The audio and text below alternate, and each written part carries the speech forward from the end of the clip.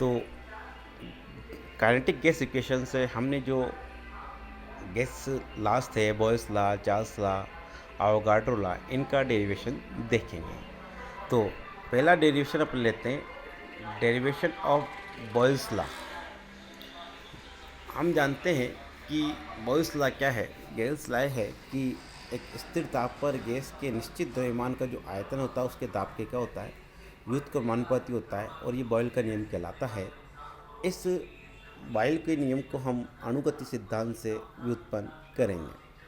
तो गैसों की जो अणुगति सिद्धांत की जो समीकरण है वो अपने पास है, पी बराबर 1/3 mn c²।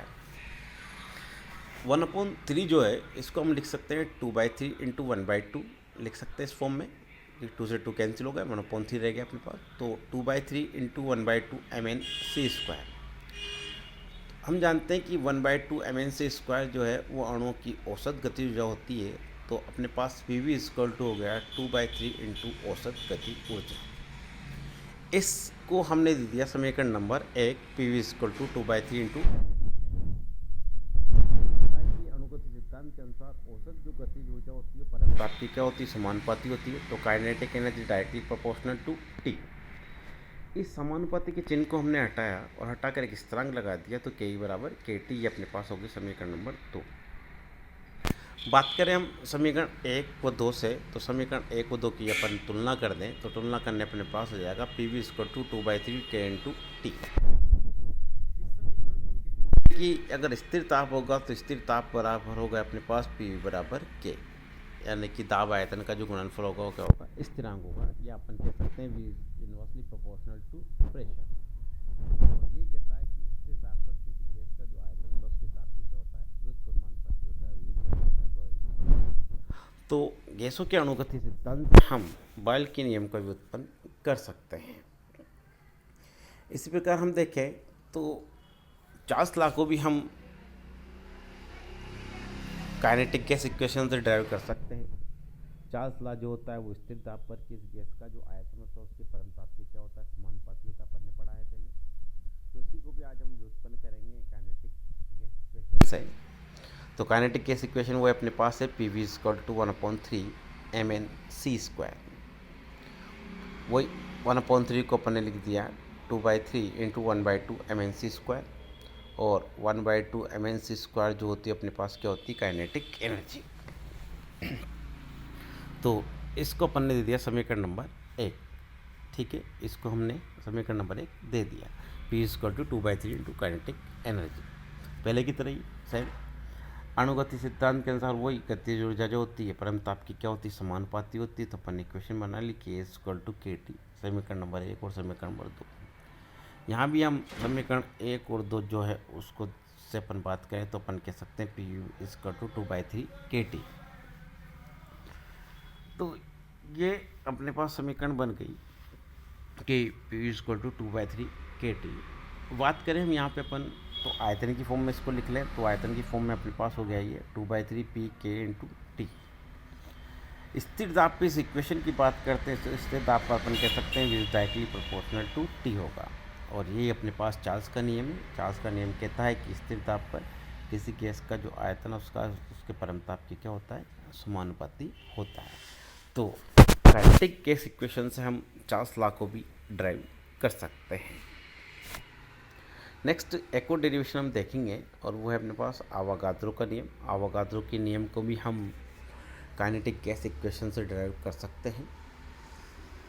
बात करें तो आवागाद्रो का लॉ कहता है कि समान ताप दाब पर गैसों के समान आयतन अणुओं की संख्या क्या होती है, समान होती है। इसी को हमें ड्राइव करना है काइनेटिक गैस इक्वेशन से।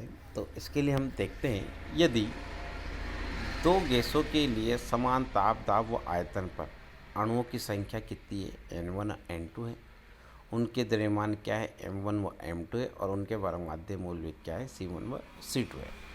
तो एक जो गैस होगी उसके लिए अपन लिख सकते हैं प्रथम गैस के लिए कि P = 1/3 M1 N1 C1²। ठीक है, प्रथम गैस के लिए। दूसरी गैस के लिए पे हम इक्वेशन लिख सकते हैं काइनेटिक गैस इक्वेशन, तो वो होगी अपने पास V = 1/3 M2 N2 C2²। तो ये प्रथम गैस के लिए और ये सेकंड गैस के लिए अपने पास काइनेटिक गैस इक्वेशन आ गई। बात करें दोनों की तुलना करते हैं तो अपने पास हो गया 1/3 m1 n1 c1 square 1 = 1/3 m2 n2 c2 square. बात करें 1/3 से 1/3 अपन कैंसिल करते तो अपने पास रह गया m1 n1 c1 square = m2 n2 c2 square. अब चूँकि अपन कह रहे हैं इसको अपन ने ये अपने पास इक्वेशन आ गई, इसको अपन 1/2 से मल्टीप्लाई कर दे दोनों तरफ तो अपने पास इक्वेशन ये बन जाती है 1/2 m1 n1 c1 स्क्वायर और = 1/2 m2 n2 c2 स्क्वायर। अब चूँकि अणुओं की जो औसत गतिज ऊर्जा होती है वो 1/2 mc² परम ताप की क्या होती है, समानुपाती होती है। अगर ताप की समान परिस्थिति हम कह सकते हैं कि दोनों की गति ऊर्जा क्या होगी, समान होगी और वो क्या होगी 1/2 m1 c1 square = 1/2 m2 c2 square. तो जब गति ऊर्जा समान होगी तो अपने पास इक्वेशन में ये जो इक्वेशन है ये इस फॉर्म में कन्वर्ट हो गई n1 will be equal to n2। कहने का मतलब समान ताप और दाब पर गैसों के समान आयतन में अणुओं की संख्या क्या होती है, समान होती है और यही क्या कहलाता है, अवोगाद्रो का नियम। तो काइनेटिक गैस इक्वेशन से अपन ने अवोगाद्रो के लॉ को भी क्या किया, ड्राइव किया। तो इस तरह से हमने देखा कि सबसे पहले अपन ने काइनेटिक गैस इक्वेशन से बॉयल्स लॉ को ड्राइव किया। ठीक है, बॉयल्स लॉ को ड्राइव कर लिया अपन ने काइनेटिक गैस इक्वेशन से। इसके बाद अपन ने जो किया वो चार्ल्स लॉ था, चार्ल्स लॉ को भी अपन ने काइनेटिक गैस इक्वेशन से क्या किया, ड्राइव किया। वो अपने पास चार्ल्स लॉ था, चार्ल्स लॉ को काइनेटिक गैस इक्वेशन लिया, चार्ल्स लॉ अपन ने निकाल लिया, V is directly proportional to T होता है, वो ड्राइव किया। और इसके बाद लास्ट में अपन ने अवोगाद्रो का जो लॉ था उसको भी अपन ने अवोगाड्रो लॉ का काइनेटिक गैस इक्वेशन का यूज़ करके अवोगाड्रो के लॉ को भी क्या किया, ड्राइव किया कि समान ताप पर गैसों का समान आयतन अणु संख्या क्या होती है, समान होती है। तो इस तरह से हम काइनेटिक गैस इक्वेशन से गैसों के लॉस को भी क्या कर सकते हैं, ड्राइव कर सकते हैं।